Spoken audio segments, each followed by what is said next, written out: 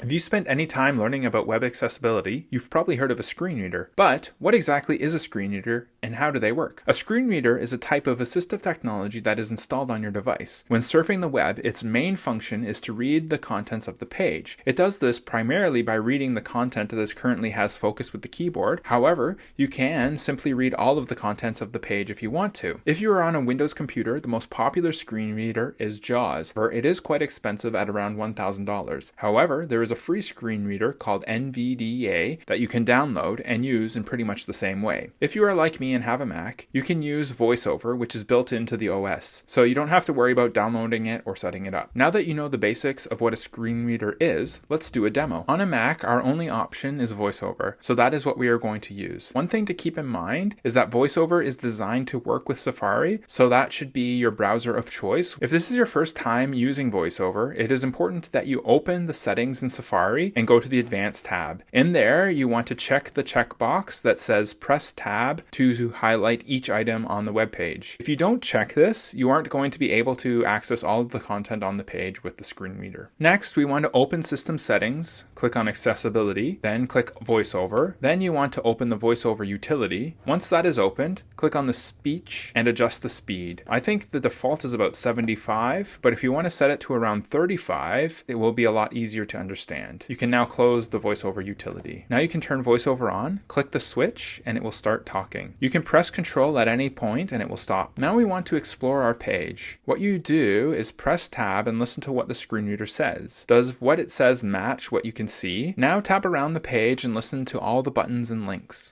Way, link. Skip to content, link. Change text size or color, link. Espanol, link. Francais, link. All translation, hide options, link. Image, link. Web accessibility link. Get involved, link. About search, submit search, link. Accessibility link. Planning and policies, link. Do they make sense? Do they sound the way you would expect them based on what you can see? Let's play around with the page a little more. Design and develop, link. Test and evaluate, link. Teach and advocate, link. Standard/guideline, link. Home, link. Standard/guideline, current page, visited, link. Web content, link. What is most important is that what you see matches up with what is said by the screen reader. If there is a drop down, it should be described that way. If there is an expand and a collapse, the screen reader should say collapsed or expanded. Generally speaking, it takes time to get used to using a screen reader and learning about what you should expect, but keep practicing and eventually you'll figure it out. A helpful feature is the VoiceOver rotor, which enables you to quickly find different types of components. To turn it on, you use the VoiceOver special keys, which is usually Control plus Option,